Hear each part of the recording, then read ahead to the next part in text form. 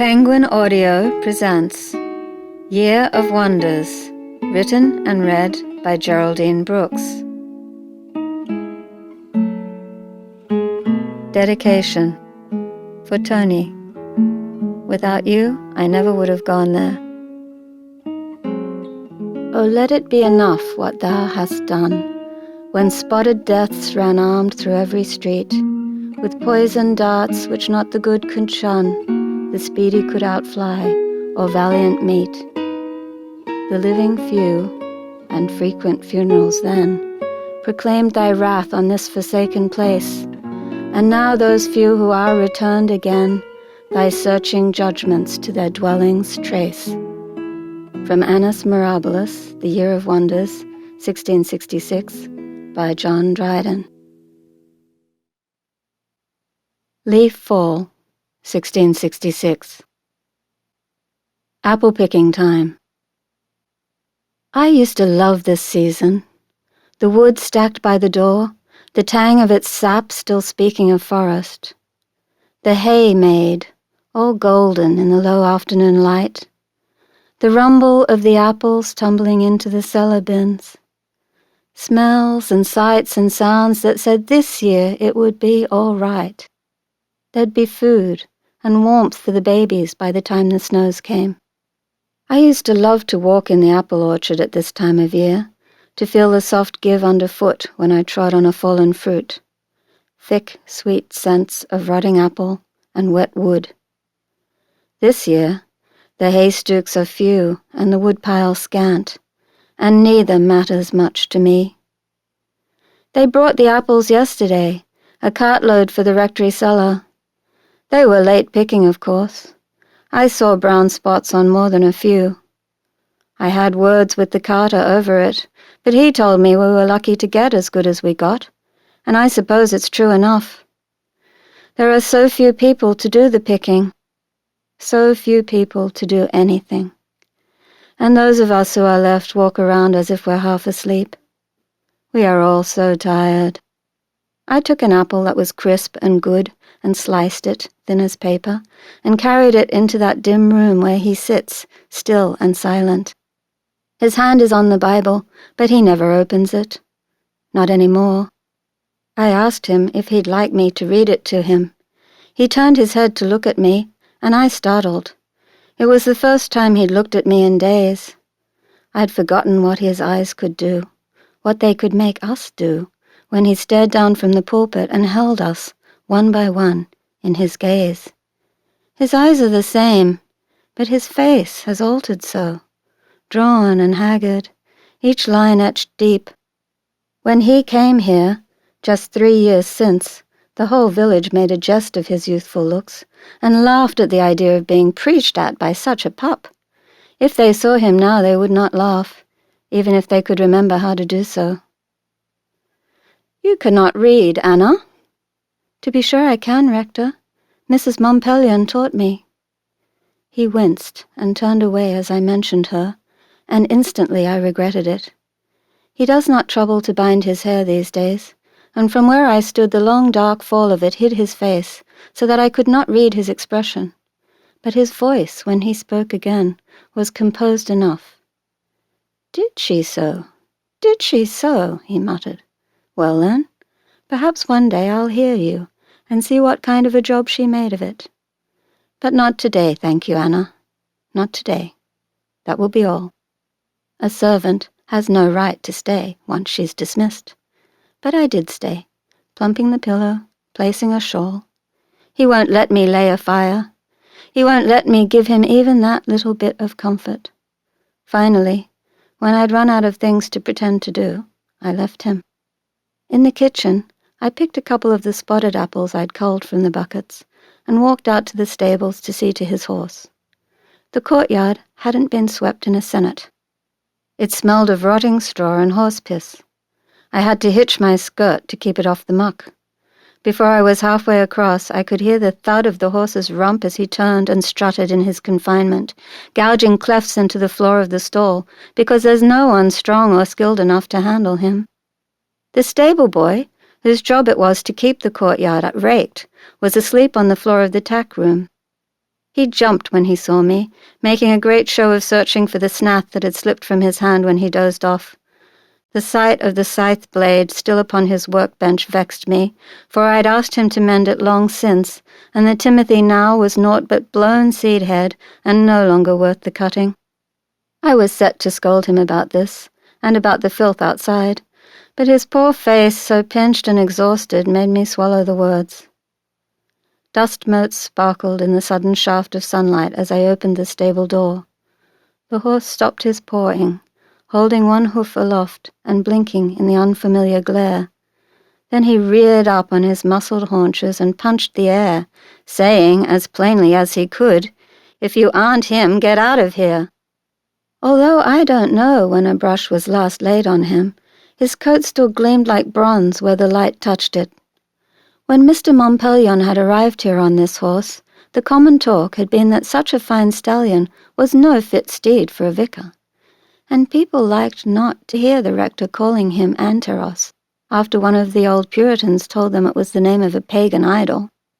When I made so bold as to ask Mr. Montpelion about it, he had only laughed, and said that even Puritans should recall that the pagans too are children of God, and their stories part of his creation.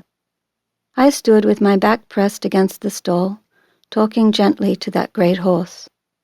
"Ah, I'm so sorry you're cramped up in here all day. I brought you a small something."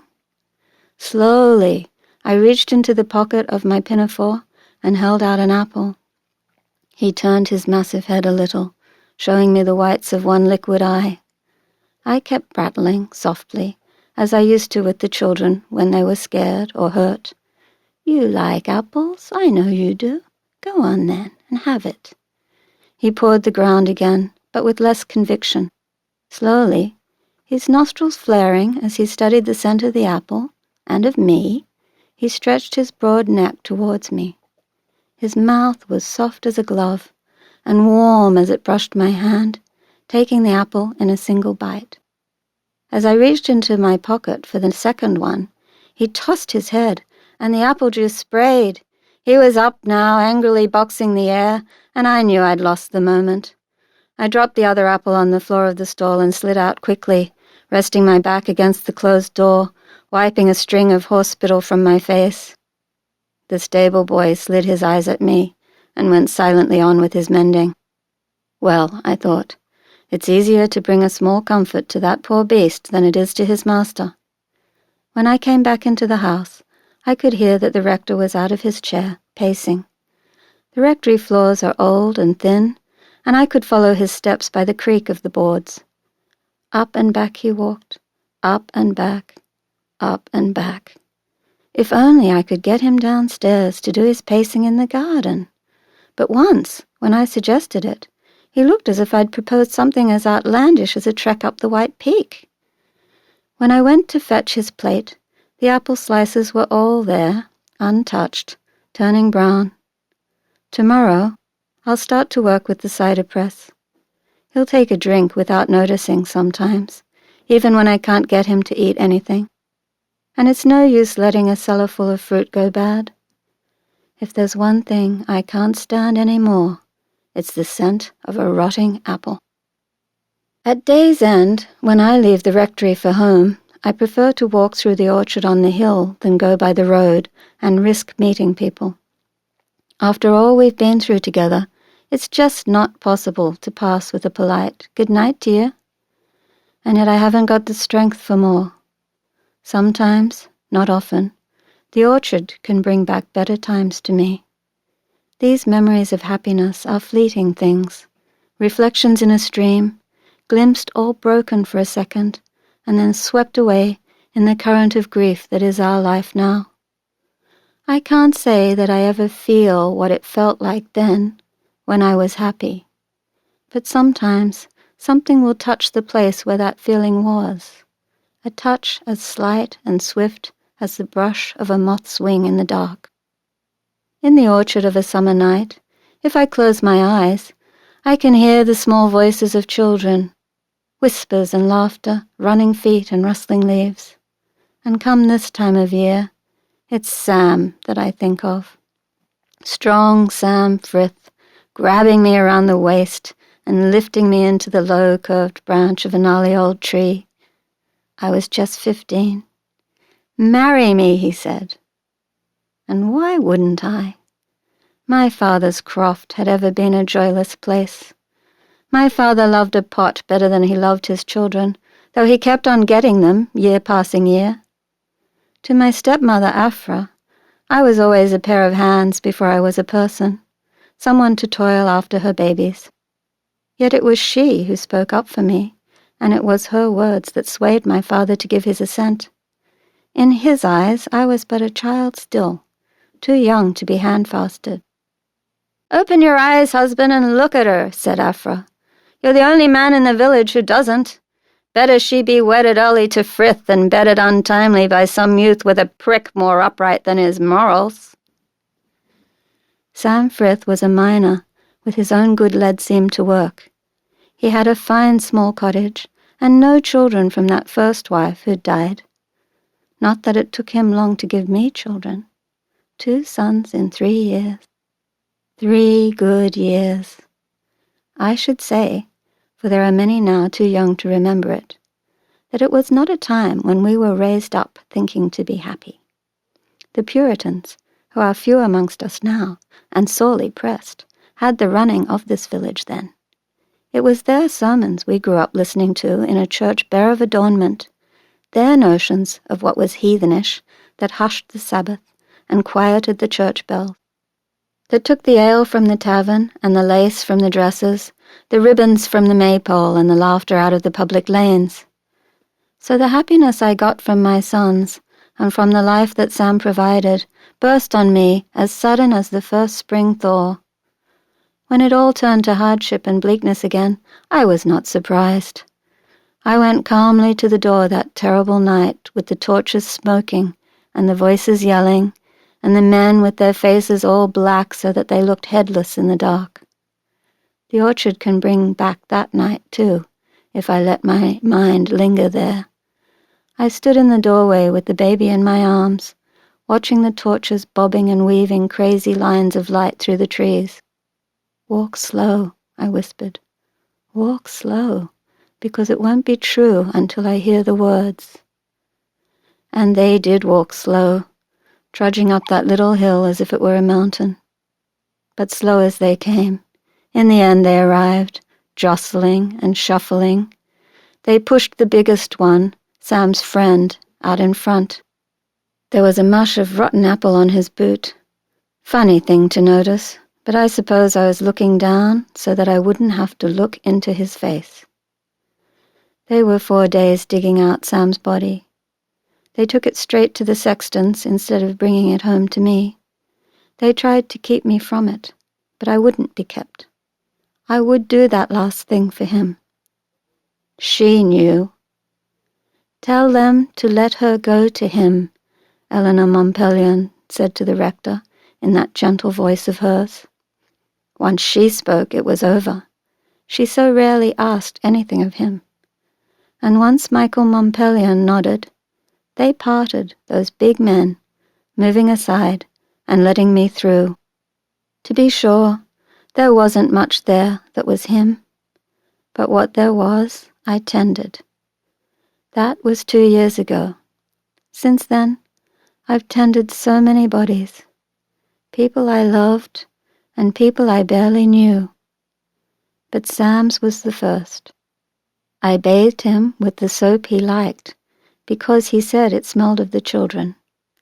Poor slow Sam. He never quite realized that it was the children who smelled of the soap. I washed them in it every night before he came home. I made it with heather blooms, a much gentler soap than the one I made for him. His soap was almost all grit and lye. It had to be, to scrape that paste of sweat and soil from his skin. He would bury his poor tired face in the baby's hair and breathe the fresh scent of them. It was the closest he got to the airy hillsides. Down in the mine at daybreak, out again after sundown. A life in the dark, and a death there too. And now it is Eleanor Montpelion's Michael who sits all day in the dark, with the shutters closed, and I try to serve him, although sometimes I feel that I'm tending just another in that long procession of dead. But I do it. I do it for her. I tell myself I do it for her. Why else would I do it, after all? I opened the door to my cottage these evenings on a silence so thick it falls upon me like a blanket. Of all the lonely moments of my day, this one is always the loneliest.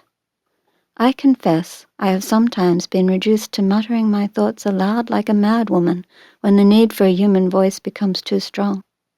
I mislike this, for I fear the line between myself and madness is as frail these days as a cobweb, and I have seen what it means when a soul crosses over into that dim and wretched place. But I, who always prided myself on grace, now allow myself a deliberate clumsiness. I let my feet land heavily.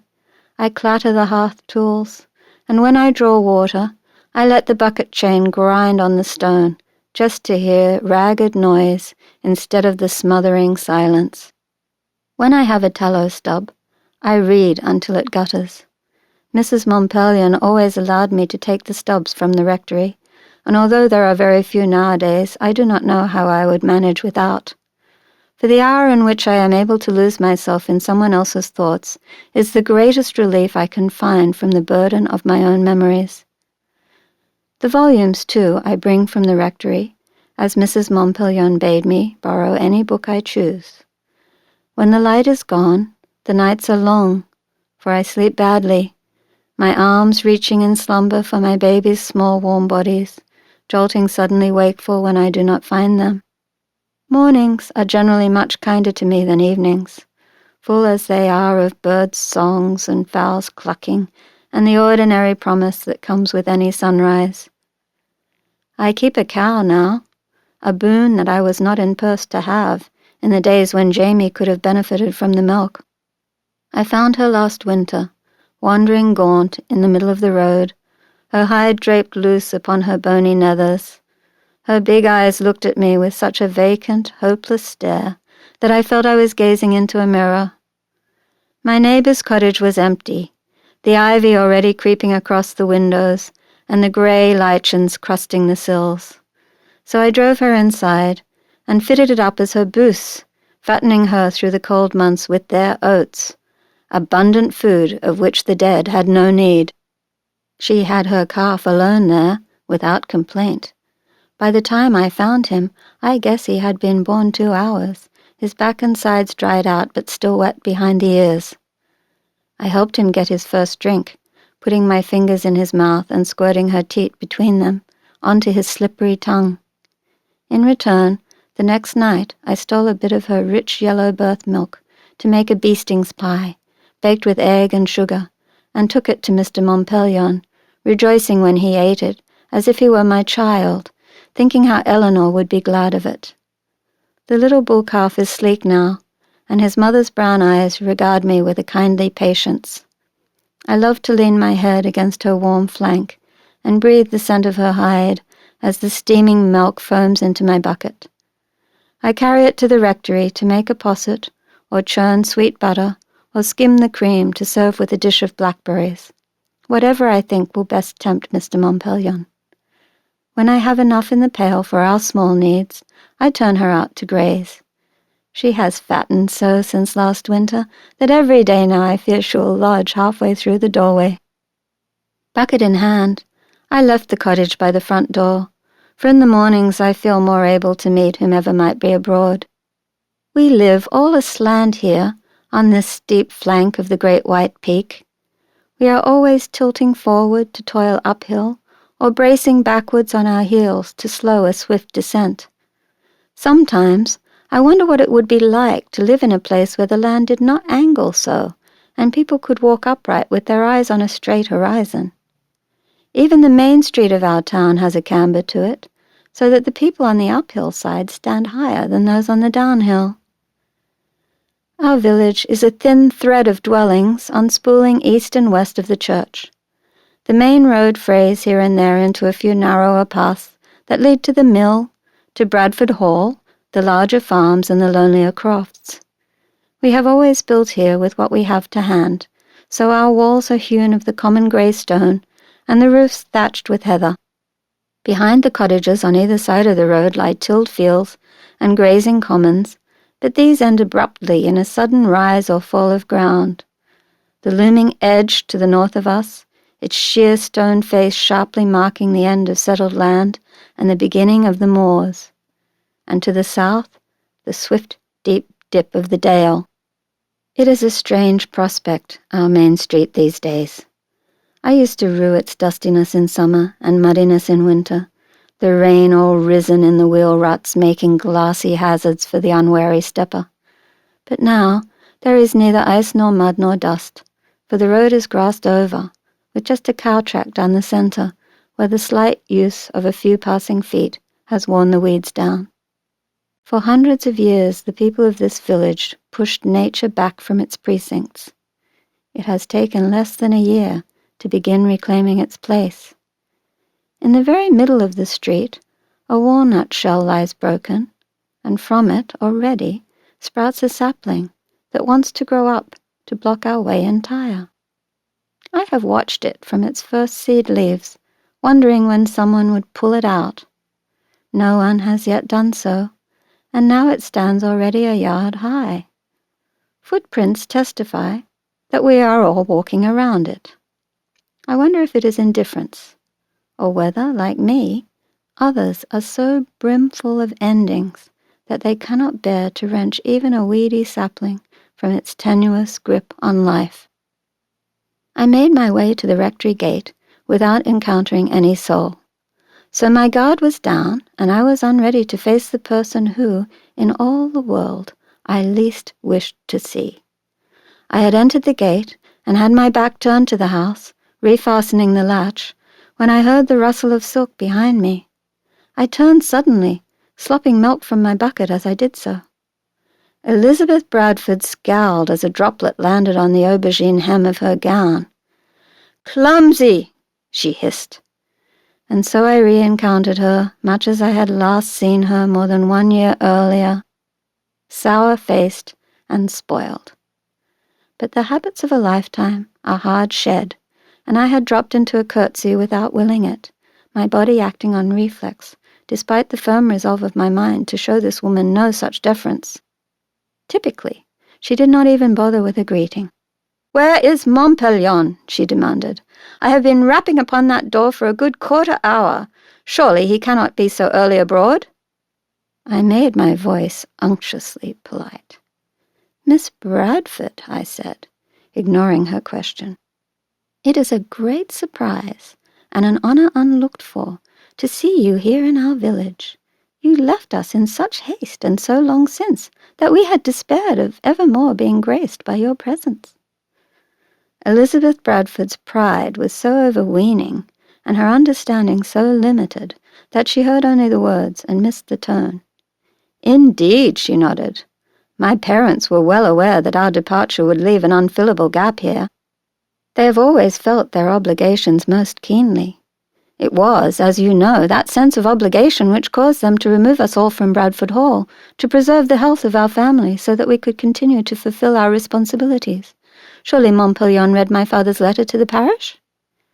"Indeed, he did," I replied. I did not add that he had used it as an occasion to preach one of the most incendiary sermons we ever had from him. "So where is he? I have been kept waiting long enough already, and my business is urgent." "Miss Bradford, I must tell you that the rector sees no one at present. The late events in this place, and his own grievous loss, have left him exhausted, and quite unequal to shouldering the burdens of the parish at this time." "Well, that may be, in so far as the normal run of parishioners is concerned, but he does not know that my family is returned here. Be so good as to inform him that I require to speak with him at once." I saw no purpose in further discourse with this woman, and I have to own that I was consumed with curiosity to see if the news of the Bradfords' return would rouse Mr. Montpellion, or draw forth any signs of feeling. Perhaps wrath could do what charity could not. Perhaps he needed to be singed by just such a brand. I swept by her and walked on ahead to open the rectory's great door. She pinched her face at this. She was not accustomed to sharing a doorway with servants, and I could see she had expected me to pass to the kitchen garth and then come and let her in with accustomed ceremony. Well, times had changed in the Bradfords' absence, and the sooner she accustomed herself to the inconveniences of the new era, the better. She pushed past me and found her own way to the parlour, pulling off her gloves and flicking them impatiently against the palm of her hand. I saw the surprise in her face as she registered the bareness of the room, stripped as it was of all its former comforts. I went on to the kitchen. No matter how urgent her business, she would have to wait until Mr. Montpelion broke his fast, since that scant serving of oatcake and brawn was the only meal I knew with any certainty that he would take. She was pacing, barely able to contain herself, as I passed by some minutes later with the laden tray. I glimpsed her through the open door. Her brow was drawn so low, her scowl so deep, that she looked as if someone had grabbed her face from beneath and dragged it groundwards. Upstairs, I took a minute to compose myself before I knocked on the door.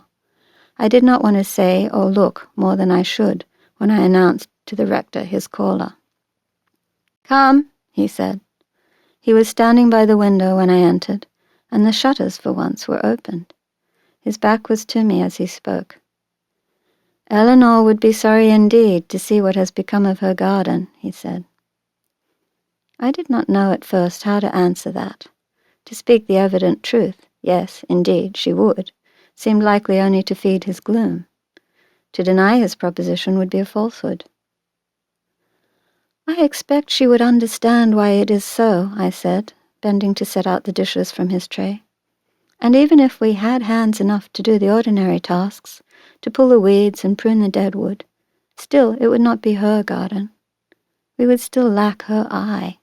What made it her garden was the way she could look at a handful of tiny seeds in the bareness of winter and imagine how they would be, months later, sunlit and in flower. It was as if she painted with blooms. When I straightened, he had turned and was staring at me. The shock of it went through me once again. "You knew her." He said it as if it had only just come to him. To cover my confusion, I blurted out what I had hoped to convey with care. "Miss Bradford is in the parlour. The family has returned to the hall. She says she needs to speak with you urgently." What happened next astonished me so much that I almost dropped the tray. He laughed. A rich, amused laugh, the like of which I hadn't heard for so long I'd forgotten the sound of it. "I know, I saw her, banging on my door like a siege engine. Truly, I thought she meant to break it down."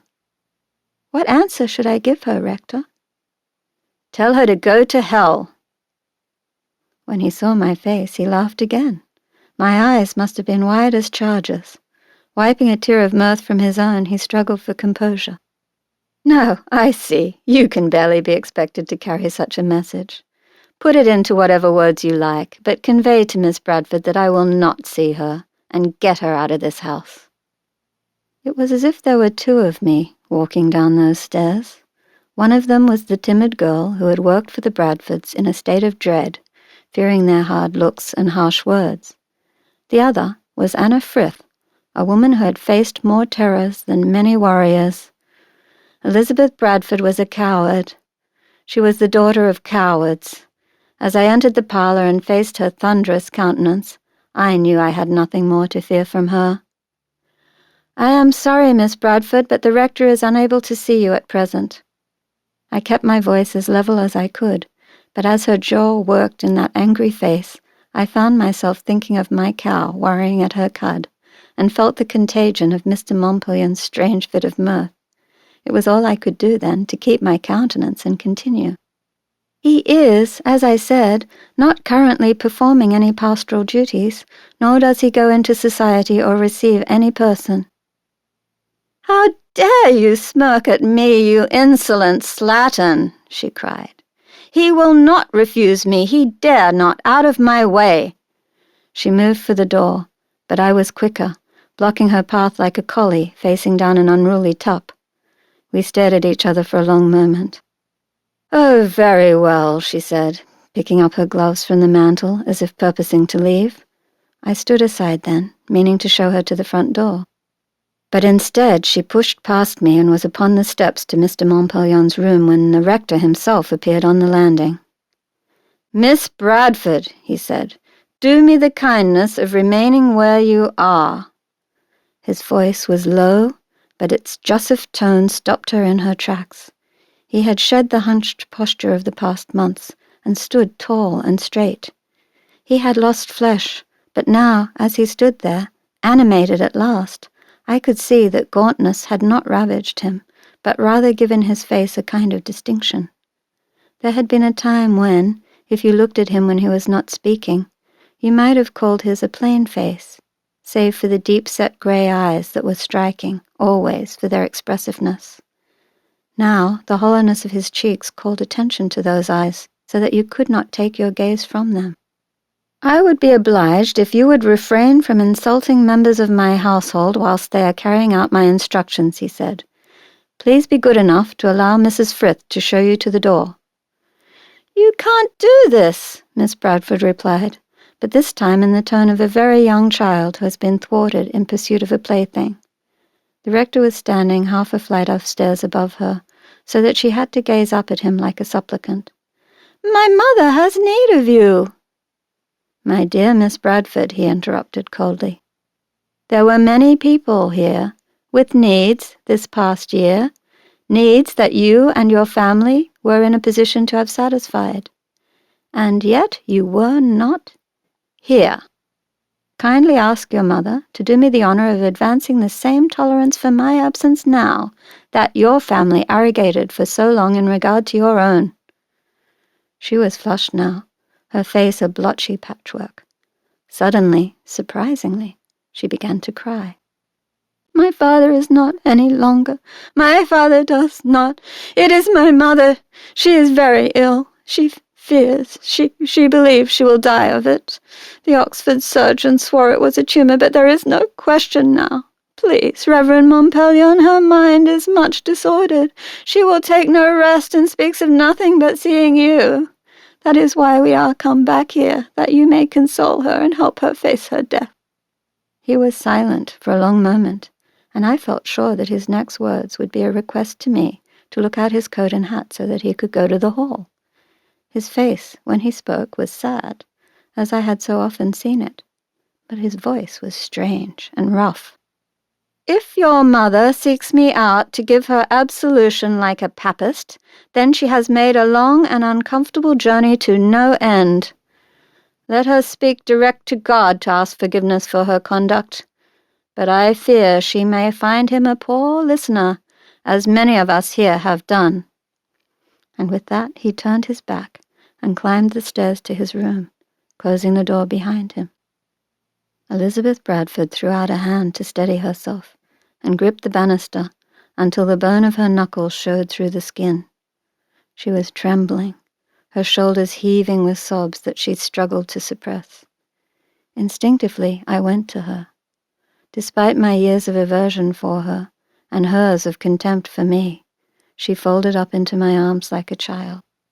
I had meant to help her to the door, but she was in such a state that I could not bring myself to shove her out, though it was clearly the rector's wish that she be gone. Instead, I found myself shepherding her to the kitchen and easing her down upon the bucket bench. There she gave herself up so completely to sobbing that the little piece of lace she used as a handkin was soaked through. I held out a dishcloth, and to my astonishment she took it and blew her nose as indelicately and unself-consciously as an urchin. I offered her a mug of water, and she drank it thirstily. "I said the family was back, but in truth it is just my mother and me and our own servants. I do not know how I can help her, she grieves so. My father will have none of her, ever since he learned the truth of her condition. My mother has no tumour, but what she has at her age may surely kill her just the same. And my father says he cares not. He has ever been cruel to her, but now he excels himself in his wretchedness. He is saying the most terrible things. He has called his own wife whore." And there she finally stopped herself. She had said more than she intended, far more than she should. Rising from the bench, as if it had suddenly turned to a hob that was blistering her noble backside, she squared her shoulders and handed me the soiled dishcloth and the empty mug without a thank you. "I can find my own way out," she said, brushing past me without a glance. I did not follow her, but I knew she was gone by the slam of the great oaken door. It was only with her going that I gave myself pause to be astonished by what Mr. Montpellier had said to her. His mind had become even darker than I had thought. I was concerned for him. I did not know what I could do to bring him comfort. Nevertheless, I climbed the stairs to his room as quietly as I could and listened outside his door. Inside there was silence. I knocked gently, and when he did not answer, I opened the door. He was seated with his head in his hands. The Bible, as always, was beside him, unopened. I had a sudden keen memory of him sitting just so, at the end of one of the darkest days of the past winter. The difference was that Eleanor had been seated beside him, her gentle voice reading from the Psalms. It was as if I heard it still, a low hum, so soothing, broken only by the soft rustle as she turned the pages. Without asking his leave, I picked up the Bible and turned to a passage I knew well. "Bless the Lord, O my soul, and forget not all his benefits, who forgives all your iniquity, who heals all your diseases, who redeems your life from the pit." He rose from his chair and took the book from my hand. His voice was low, but brittle. "Very well read, Anna. I see my Eleanor may add a credential as a fine teacher to her catalogue of excellent qualities. But why did you not choose this one?" He flipped a few pages and began to declaim. "Your wife will be like a fruitful vine within your house. Your children will be like olive shoots around your table." He raised his eyes and glared at me. Then slowly, deliberately, he opened his hand. The book slipped from his fingers. Instinctively, I leapt forward to catch it, but he grabbed my arm, and the Bible hit the floor with a dull thump. We stood there, face to face, his hand tightening on my forearm until I thought he might break it. "Rector," I said, struggling to control my voice. At that, he dropped my arm as if it were a burning brand and raked his hand through his hair. The pressure of his grip had left a welt, throbbing. I could feel the tears welling in my eyes, and I turned away so that he would not see them. I did not ask his leave to go. Spring, 1665. Ring of Roses. The winter that followed Sam's death in the mine was the hardest season I had ever known. So, in the following spring, when George Vickers came banging on my door looking for lodging, I thought God had sent him. Later, there were those who would say it had been the devil. Little Jamie came running to tell me, all flushed and excited, tripping over his feet and his words. "They're a man, Mummy! They're a man at the door!" George Vickers swept his hat from his head as I came from the hearth and kept his gaze down on the floor respectfully, different from all those men who look you over like a beef at auction. When you're a widow at 18, you grow used to those looks and hard towards the men who give them. "If you please, Mistress Frith, they told me at the rectory you might have a room to let." He was a journeyman tailor, he said, and his own good, plain clothes told that he was a competent one. He was clean and neat, even though he'd been on the road all the long way from Canterbury, and I suppose that impressed me. He had just secured a post with my neighbour, Alexander Hadfield, who presently had a surfeit of orders to fill. He seemed a modest man and quiet-spoken, although when he told me he was prepared to pay 6pence a week for the attic space in my eaves, I'd have taken him even if he was loud as a drunkard and muddy as a sow. I sorely missed the income from Sam's mine, for I was still nursing Tom, and my small earnings from the flock were only a little augmented by my morning's work at the rectory and occasional service at the hall when they needed extra hands. Mr. Vickers's 6pence would mean a lot in our cottage, but by the end of the week it was me who was ready to pay him. George Vickers brought laughter back into the house, and later, when I could think at all, I was glad that I could think about those days in the spring and the summer when Jamie was laughing. The young Martin girl minded the baby and Jamie for me while I worked. She was a decent girl and watchful with the children, but Puritan in her ways, thinking that laughter and fun are ungodly. Jamie misliked her sternness and was always so glad when he'd see me coming home that he'd rush to the door and grab me around the knees. But the day after Mr. Vickers arrived, Jamie wasn't at the door. I could hear his high little laugh coming from the hearth. And I remember wondering what had come over Jane Martin that she'd actually brought herself to play with him. When I got to the door, Jane was stirring the soup with her usual thin-lipped glare. It was Mr. Vickers who was on the floor on all fours, with Jamie on his back, riding around the room squealing with delight.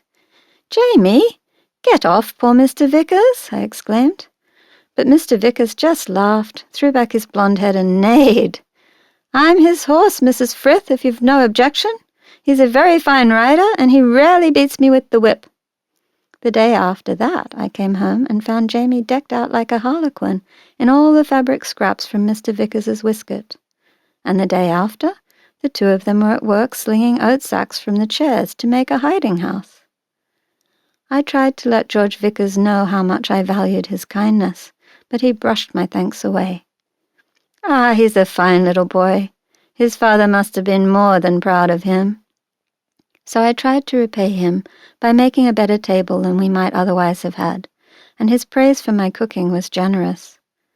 The neighbour towns at that time had no tailor, so Mr. Hadfield had work to spare for his new assistant. Mr. Vickers would sew long into the evening, burning down a whole rushlight as he sat late by the fire plying his needle. Sometimes, when I was not too tired, I would set myself some chore near the hearth to keep him company a while, and he would reward me with many tales of the places he'd sojourned. He had seen much for a young man, and his powers of description were good. Like most in this village, I have travelled no farther than the market town 7 miles distant. Our closest city, Chesterfield, lies twice as far, and I have never had cause to journey there. Mr. Vickers knew the great cities of London and York, the bustling port life of Plymouth, and the ever-changing pilgrim trade at Canterbury. I was pleased to hear his stories of these places and the manner of life of the people biding there. These were a kind of evening I'd never had with Sam, who looked to me for all his information of the tiny world for which he cared. He liked to hear only of the villages he'd known since childhood, the small doings that defined their days. And so I gave him such news as the arrival of Martin Highfield's new bull calf and the expectation of Widow Hamilton for her wool clip. He was content to just sit, exhausted, his big frame spilling from the chair that seemed so small when he was in it. I would prattle of what I'd heard of the villagers and the children's doings, and he would let the words wash over him, gazing at me with a half-smile no matter what I said. When I ran out of talk, his smile would widen, and he'd reach for me. His hands were big, cracked things with broken, blackened nails, and his idea of love-making was a swift and sweaty tumble, a spasm, and then sleep. Afterwards, I would lie awake under the weight of his arm and try to imagine the dim recesses of his mind. Sam's world was a dark, damp maze of rakes and scrins 30 feet under the ground. He knew how to crack limestone with water and with fire. He knew the going rate for a dish of lead. He knew whose seams were likely to be old man before the year turned, and who had nicked whose claim up along the edge. Inasmuch as he knew what love meant, he knew he loved me, and all the more so when I gave him the boys. His whole life was confined by these things.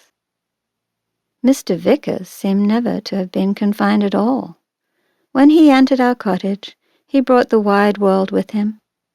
He had been born a Pekerel lad, but had been sent off to Plymouth as an apprentice boy, and in that port town had seen silk traders who traversed the Orient, and had befriended lace-makers even from among our enemies the Dutch. He could tell such tales of Barbary seamen who wrapped their copper-coloured faces in turbans of rich indigo, of a Mussulman merchant who kept 4 wives all veiled so that each moved about with just one eye peeking from her shroud. He had gone to London at the end of his apprenticeship, for the return and restoration of King Charles II had created prosperity among all manner of trades. There he had enjoyed much work sewing liveries for courtiers' servants, but the city had tired him, he said. "London is for the very young and the very rich," he said. "Others cannot long thrive there." I smiled and said that since he had yet to pass his middle 20s, he seemed yet young enough to me to be able to dodge footpads and withstand late nights in alehouses. "Maybe so, mistress," he said, "but I grew tired of seeing no farther than the blackened wall at the opposite side of the street, and hearing nothing but the racket of carriage wheels. I longed for space and for good air. You cannot believe that what men breathe in London really is air at all, for the coal-fires send soot and sulphur everywhere, fouling the water and turning even the palaces into grimy black hulks. The city is like a corpulent man trying to fit himself into a jerkin he wore as a boy. So many have moved there looking for work that souls are heaped up to live 10 and 12 to a room no larger than the one we sit in. Poor souls have tried to add on to their dwellings and garner space as they can, so that misshapen parts of buildings lean out across the alleyways and teeter high atop decaying roofs that you wonder can hold the weight. The gutters and spouts are fixed on anyhow, so that even long after rain has passed, the wet drips down upon you to leave you always clammy damp." He had also grown weary, he said, of gentlemen who bespoke a household's liveries, and then left him to wait a year or more for the settlement of his accounts.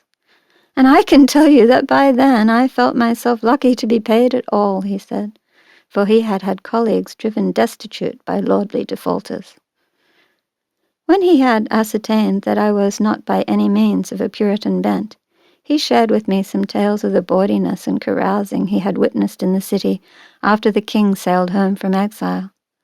At first I felt sure he embroidered these as skillfully as the fabrics under his hand, and so I challenged him one evening, as we sat companionably, he on the floor, long legs crossed and draped with the linen piece he was stitching, me at the table, my fingers greasy as I patted out the oatcakes and slung them up on a string before the fire to dry. "No, mistress, if anything I am exaggerating in the contrariwise direction, for I have no wish to offend you." I laughed at this, and told him I was not too nice to hear the truth, and wished to know how things stood in the world. I may have urged him too much in this way, or perhaps it was the second mug of my own good ale that I poured for him, for he launched then into some tales of the king travelling in disguise to a whorehouse, and having his pocket thoroughly picked there. Mr. Vickers was surprised when I laughed at this, and told him I hoped the lady in question made off with a king's ransom, for surely she had earned it in servicing such a one and many worse. "You don't blame her for choosing a living of lustfulness and debauchery?" he inquired, his eyebrow raised in mock severity. "Maybe I might," I replied, "but before I blamed, I would like to know the extent of her choices in the hard world that you have described to me. If you are drowning in a sewer, your first concern might be that you are drowning, not how vile you smell." Perhaps I spoke too frankly at this, for his next revelation, about the works of the king's favourite poet, the Earl of Rochester, did shock me, so much so that I remember yet the main part of the lines he declaimed. Mr. Vickers was a fine mimic. Before he gave me the verses, he fixed his frank, open countenance into a parody of a foppish sneer, and turned his own gentle voice into a lordly bray. "I rise at 11, I dine at 2, I get drunk before 7, and the next thing I do, I send for my whore, when, for fear of the clap, I come in her hand and I spew in her lap." I didn't let him get any farther in his recitation, stopping my ears with my hands, and then excusing myself directly, for truly, although I am loath to judge others, I can scarce credit that the nobles and gentry who so stand upon their superiority to such as we can yet be so base as to make the worst of us seem like angels.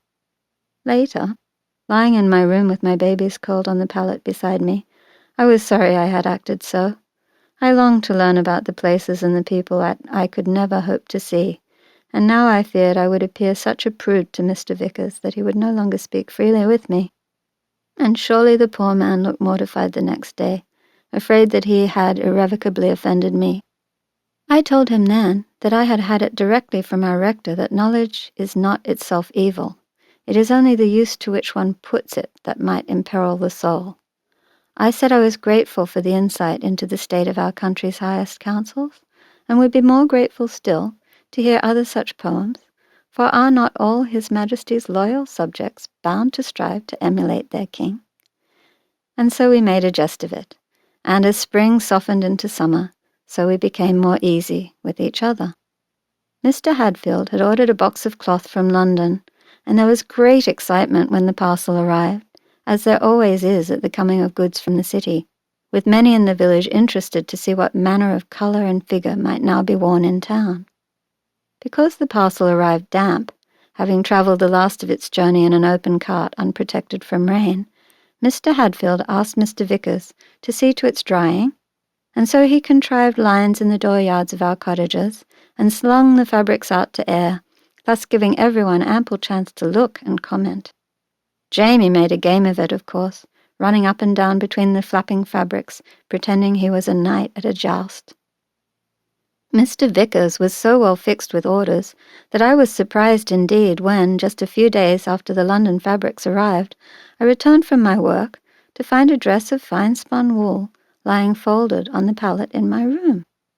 It was a golden green, the colour of sunlight-dappled leaves, of modest style, but well cut and flattering, its whisk and hands trimmed in Genoa lace. I'd never had so fine a thing. Even for my handfast I'd worn the borrowed dress of a friend. And since Sam had died, I'd been in the one shapeless smock of rough serge, Puritan black, innocent of any adornment.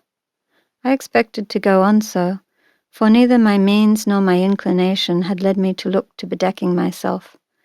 And yet I held the soft gown up to me and walked by the window, thrilled as a girl, trying to catch a glimpse of my reflection in the pane. It was in the glass I saw Mr. Vickers standing behind me, and dropped the dress, embarrassed to be caught so immodestly preening.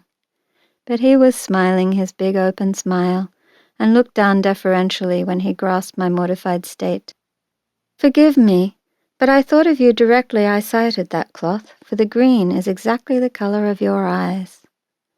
I felt my face flush, and my vexation at blushing just made my cheeks and throat burn all the hotter. "Good sir, you are kind, but I cannot accept this dress from you. You are here as my lodger, and glad I am to have such a one as you. But you must know that to be man and woman under one roof is a perilous matter. I fear that we approach too near to terms of friendship." "I would we may," he interrupted quietly, his expression now serious and his eyes on mine. At that I blushed scarlet all over again, and knew not how to answer him. His face also was rather flushed, and I wondered if he too was blushing. But then, as he took a step towards me, he staggered a little, and had to fling a hand against the wall to steady himself. At this I felt a small surge of anger, thinking that he had been helping himself to the ale-jar, and preparing myself in case his behaviour began to resemble the grog-swilling oaths I had sometimes had to deal with since Sam died. But Mr. Vickers kept his hands to himself, raising them to his brow, and rubbing at it, as if it pained him. "Have the dress in any wise," he said quietly, "for I mean only to thank you for keeping a comfortable house and welcoming a stranger." "Sir, I thank you, but I cannot think it right," I said, folding the gown and holding it out to him. "Why do you not seek advice on the morrow when you are at the rectory?" he said. "Surely if your pastor sees no harm in it, there may be found none." I saw some wisdom in what he proposed, and assented to it. If not the rector, for I could not see opening my heart on such a matter to him, I knew that Mrs. Montpelion would know how to advise me. And there was still, I was surprised to discover, woman enough alive within me to want to wear that dress. "Will you not at least try it upon yourself? For a workman likes to know where he stands in the mastery of his craft, and if you learn on the morrow that you mayn't accept this gift in all propriety, at least you will have rewarded my pains and gratified my pride of workmanship by letting me see how I have done." Did I do right, I wonder, in so readily agreeing to his suggestion? I stood there in the doorway, fingering the fine stuff, and my curiosity to have that dress upon my body overbore my sense of what was or was not fit to do. I waved Mr. Vickers down the stairs to await me, and shrugged myself out of my rough serge tunic. For the first time in months, I noticed how dingy were the linens I wore beneath, blotched with sweat and stained by leaking milk. It seemed improper to put the new dress over these unclean things, so I slipped them off as well, and stood for a moment, regarding my own body. Hard work and a lean winter had robbed me of the softness left behind after Tom's birth. Sam had liked me fleshy. I wondered what Mr. Vickers liked. The thought stirred me, so that my skin flushed and my throat tightened. I gathered up the green dress. It slid softly over my bare flesh. My body felt alive as it hadn't in a long time, and I knew quite well that only part of the reason was the feel of the dress. As I moved, the skirt swayed, and I felt an urge to move with it, to dance again like a girl. Mr. Vickers had his back to me, warming his hands at the fire. When he heard my tread on the stair, he turned and caught his breath, and his face brightened in a smile of appreciation. I twirled, making the skirt swirl around me. He clapped his hands and then held them wide at his side. "Mistress, I would make you a dozen such gowns to display your beauty." Then the playful tone left his voice, and it dropped, becoming husky. "I would you might think me worthy to provide for you in all matters." He crossed the room and placed his hands on my waist, drew me gently towards him and kissed me. I will not say I know what would have happened then if his skin, when it brushed mine, had not been so hot that I pulled back. "But you are fevered," I exclaimed, reaching, as mothers will, to lay a hand on his forehead.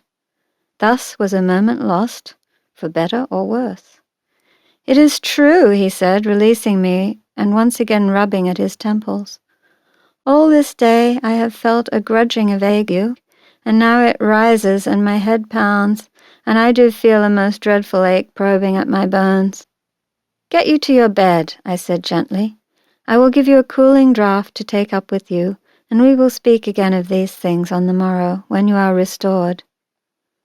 I do not know how Mr. Vickers slept that night, but I rested ill, confused by a tumble of thoughts and reawakened feelings that were not entirely welcome to me. I lay a long time in the dark, listening to the babies breathe their slight, soft animal breaths beside me. I closed my eyes and conjured the feel of Mr. Vickers's hands landing gently on my waist and tightening their grip there. I was like one who forgets all day to eat, until the scent from some other's roasting pan reminds her she is ravenous. My hand reached in the darkness and closed around Tom's tiny bud-like fist, and I realized that though I loved the touch of my children's little hands, there was another kind of touch, hard and insistent, for which my body hungered. In the morning, I rose before cock-crow, so as to accomplish my household chores before Mr. Vickers descended from his garret. I did not wish to encounter him until I had had more space to examine my desires. I left the children in their sleepy tangle, tiny Tom curled up like a nutmeat in its shell, Jamie's slender little arms flung wide across the pallet. They both smelled so sweet, lying there in their night warmth. Their heads, covered in their father's fine, fair down, gleamed bright in the dimness. My heavy dark hair could not have been more unlike their pale curls, but their small faces, insofar as you can discern such things in features so unformed, were said by everyone to favour my own looks more than their father's.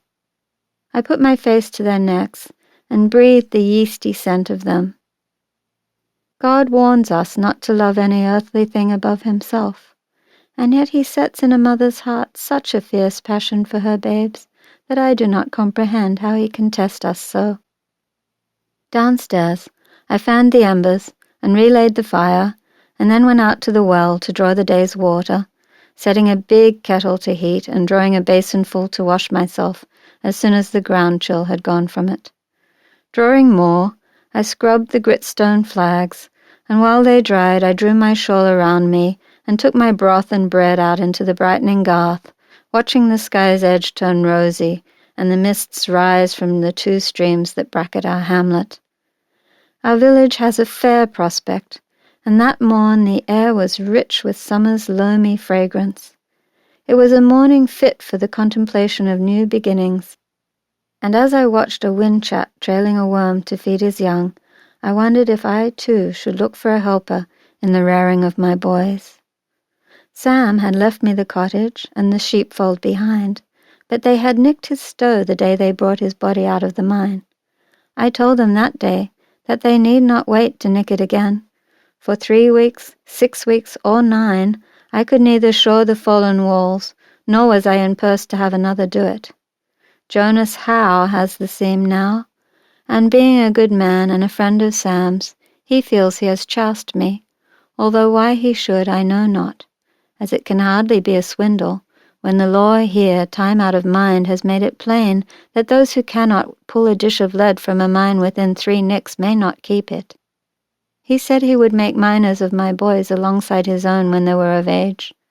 Though I thanked him for his promise, I was not sincere when I did so, for I firmly hoped not to see them in that rodent life, gnawing at rock, fearing flood and fire and crushing rockfall. But the tailoring trade was another Gates business, and I would be pleased to have them learn it. Besides, George Vickers was a good man with a quick understanding.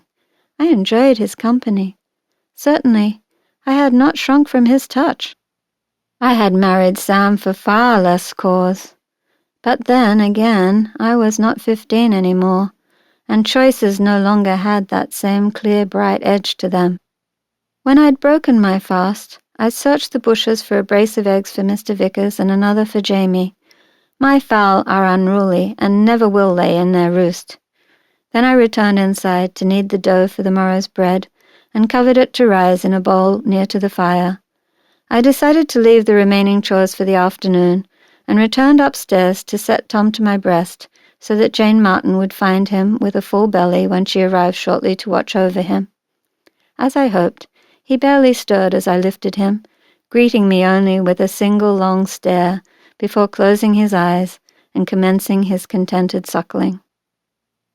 As a result of my early rising, I was at the rectory well before 7, and yet Eleanor Montpellion was already in her garden, a pile of prunings rising high beside her. Unlike most ladies, Mrs. Montpellion did not scruple to toil with her hands. Especially she loved to work in her garden, and it was not uncommon to see her face as streaked with dirt as a charwoman's, from carelessly pushing back wisps of hair that loosened as she dug and weeded. At 25, Eleanor Montpellion had the fragile beauty of a child. She was all pale and pearly, her hair a fine, fair nimbus around skin so sheer that you could see the veins pulsing at her temples. Even her eyes were pale, a whitewashed blue like a winter sky. When I'd first met her, she reminded me of the blow-ball of a dandelion, so insubstantial that a breath might carry her away. But that was before I knew her. The frail body was paired with a sinewy mind, capable of violent enthusiasms and possessed of a driving energy to make and do. Sometimes it seemed as if the wrong soul had been placed inside that slight body, for she pushed herself to her limits and beyond, and was often ill as a result. There was something in her that could not, or would not, see the distinction that the world wished to make between weak and strong, between women and men, labourer and lord. The garden was fragrant that morning with the sharp tang of lavender. It seemed that the colours and patterns of the plantings changed by the day under her skilled hands, the misty blues of forget-me-nots ceding to the rich midnight larkspurs, then easing to the soft pinks of the mallow flowers. Under every window she had set bow-pots of jessamine and gillyflowers, so that the scents wafted sweetly through the house. Mrs. Montpellion called the garden her little Eden, and I believe God did not mislike her claim, for all manner of flowers flourished there, far beyond what are commonly expected to grow and thrive through the hard winters on this mountainside.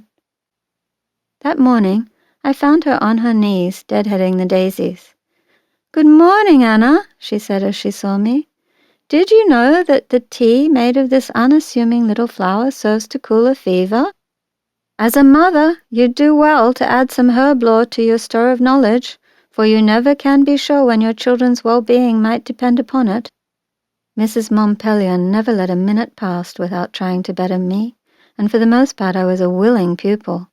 When she had discovered that I hungered to learn, she commenced to shovel knowledge my way as vigorously as she spaded the cowpats into her beloved flower beds. I was ready to take what she gave. I had always loved high language. My chief joy as a child had been to go to church, not because I was uncommonly good, but because I longed to listen to the fine words of the prayers.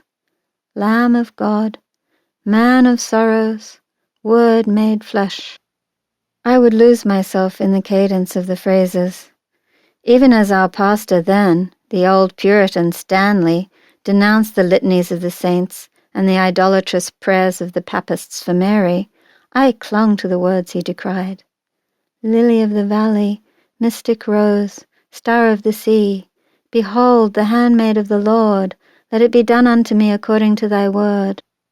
Once I realized that I could memorize bright snatches of the liturgy, I would set myself to do it every Sunday, adding to my harvest like a farmer building his stook. Sometimes, if I could escape from under my stepmother's eye, I would linger in the churchyard, trying to copy the forms of the letters inscribed upon the tombstones. When I knew the names of the dead, I could match the shapes engraved there with the sounds I reasoned they must stand for. I used a sharpened stick for my pen, and a patch of smooth earth as my tablet.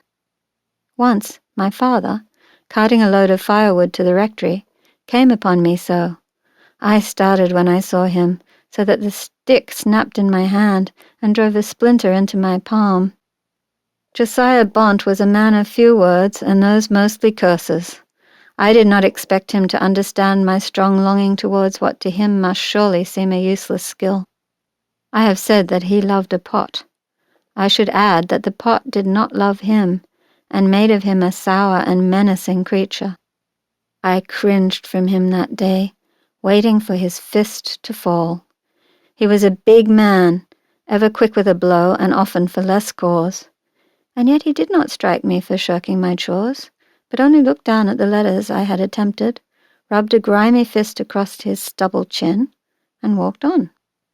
Later, when several of the other village children taunted me about it, I learned that my father had actually been crowing about me at the Miners' Arms that day, saying that he wished he had the means to have me schooled.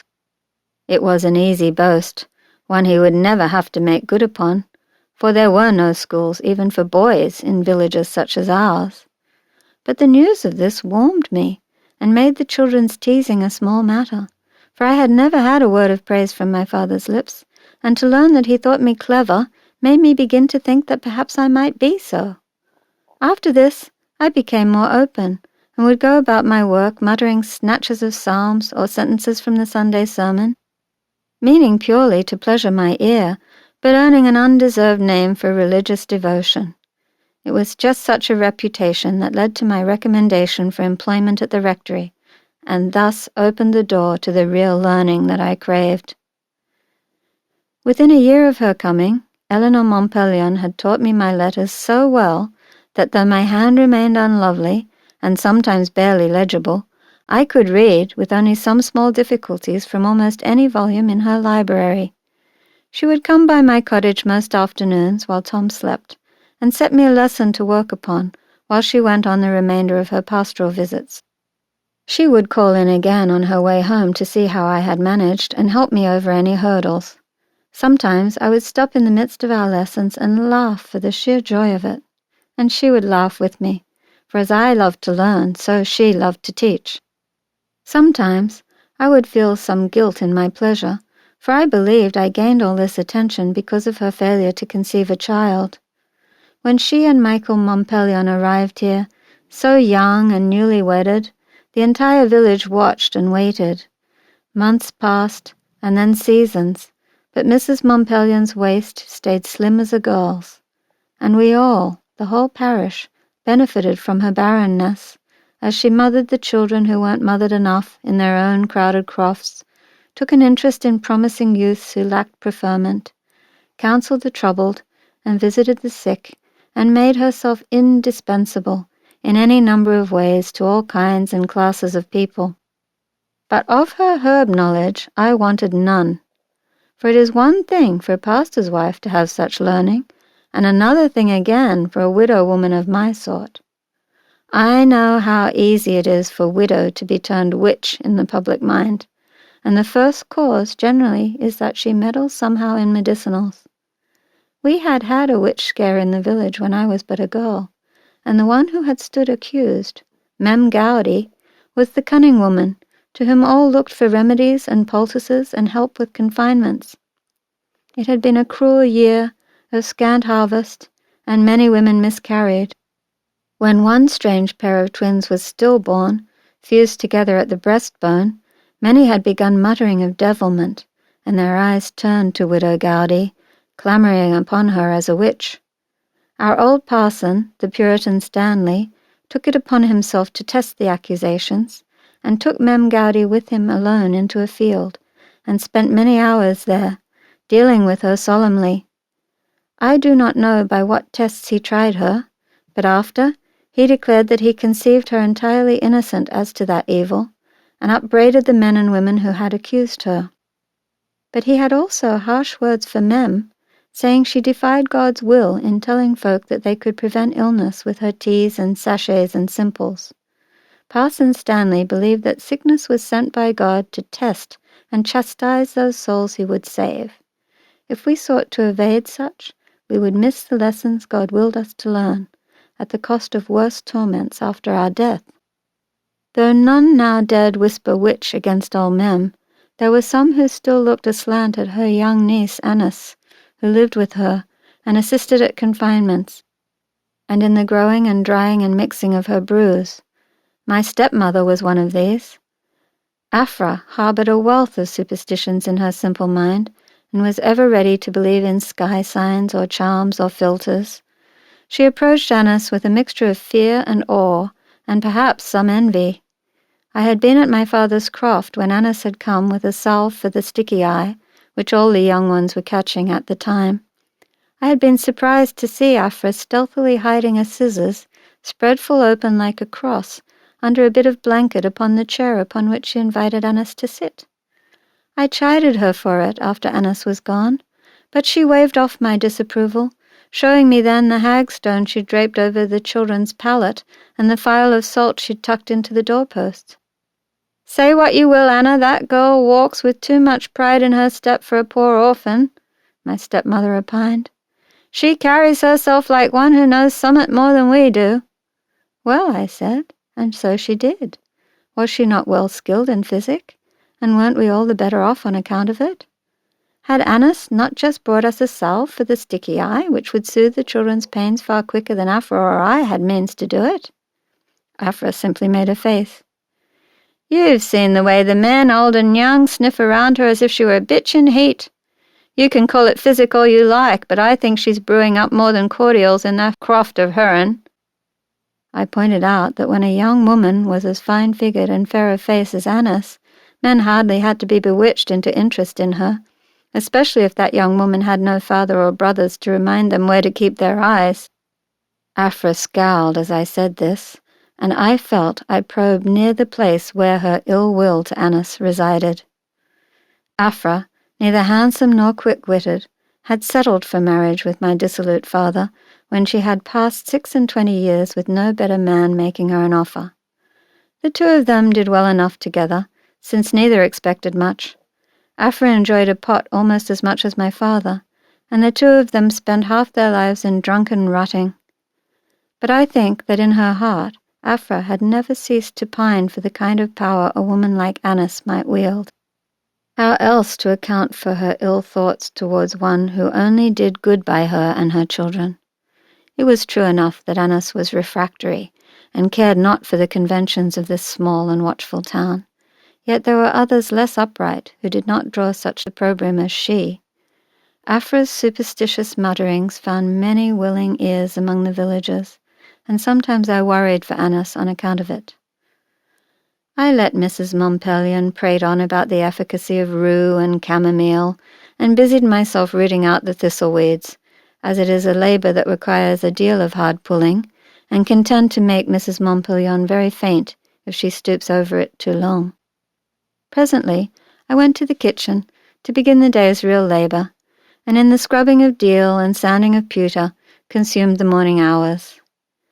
There are some who imagine that the work of a housemaid is the dullest of drudgery, but I have never found it so. At the rectory and at the Bradfords' great hall, I found much enjoyment in the tending of fine things. When you have been raised in a bare croft, eating with wooden spoons from crude platters, there are 100 small and subtle pleasures to be garnered in the smooth slipperiness of a fine porcelain cup under your hands in a tub of soapsuds, or the leathery scent of a book as you work the beeswax into its binding. As well, these simple tasks engaged only the hands and left the mind free to wander unfettered down all manner of interesting pathways. Sometimes, as I polished the Montpelion's Damascene chest, I would study its delicate inlays and wonder about the faraway craftsman who had fashioned it, and try to imagine the manner of his life under a hot sun and a strange god. Mr. Vickers had a rich and lovely fabric that he called damask, and I fell to wondering if that bolt of cloth had stood in the same bazaar as the chest, and made the same long journey from desert to this damp mountainside. Thinking of Mr. Vickers broke my reverie, and reminded me that I had not raised the problem of the dress with Mrs. Montpelion. But then I realized it was nigh to noon, and Tom would be fair clemmed and mewling for his milk. So I left the rectory in haste, thinking that the matter of the dress and its propriety could be raised with Mrs. Montpelion at some later time. But that later time never came, for when I arrived at the cottage, the quiet inside was of the old kind, in the days before Mr. Vickers joined our household. There was not laughter or merry shouting from within, and indeed in the kitchen I found only a sullen Jane Martin distracting Tom with a fingerful of arrowroot and water, while Jamie, all subdued, played alone by the hearth, making towers from the bavins, and thus strewing bits of broken kindling everywhere.